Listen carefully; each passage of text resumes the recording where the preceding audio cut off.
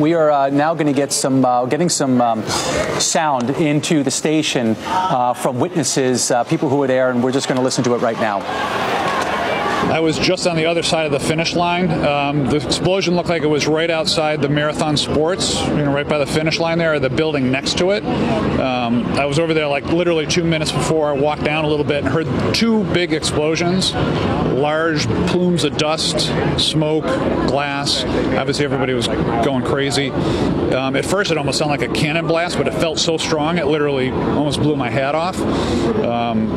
And everybody started running the other way. There were a few people that were running over towards them to help out the injured, and there were some really bad injuries. Some people were very, very badly hurt. So they're hearing it from a witness. Sounded like an explosion, a force powerful enough, possibly that it almost knocked his hat off, I'm sorry. And then Janet, as you had mentioned, and he doesn't confirm, but he does say that there were some very bad injuries in his words. Janet Wu is joining us. She is once again, she's joining us live on camera from the scene. Janet, we have video of that one explosion happening, and then you can hear the second explosion, but we don't see it. Do you know if the explosions happened on both sides of Boylston Street, or were they both on the same side of Boylston Street? Have you heard? No, from my perspective, Reed, I think they happened on the same side of Boylston Street. Actually, I can confirm that because I ran down to the library and there was no debris on the library side, and I actually saw myself. When I ran out of the van to go find the source of the explosion, I saw the second explosion go off, and it was very close to the first explosion. I would say just two huge puffs of white smoke, that very loud bang.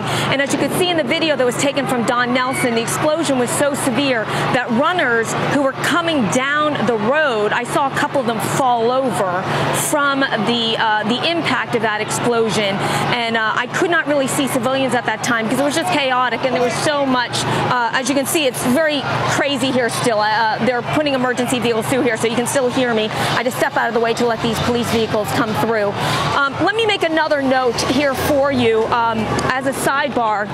Again, at that point, when you look at the majority of people that crossed the marathon, the majority of people were crossing at that time because they all cross between 3 and 4.5 hours. Those are just the really good runners. Of course, the elite runners don't have much company when they're coming through, and the very slow ones also don't have a lot of company. This is really at the height of the marathon, the height of the crowds, people watching their loved ones, runners coming through, and almost immediately everything was suspended.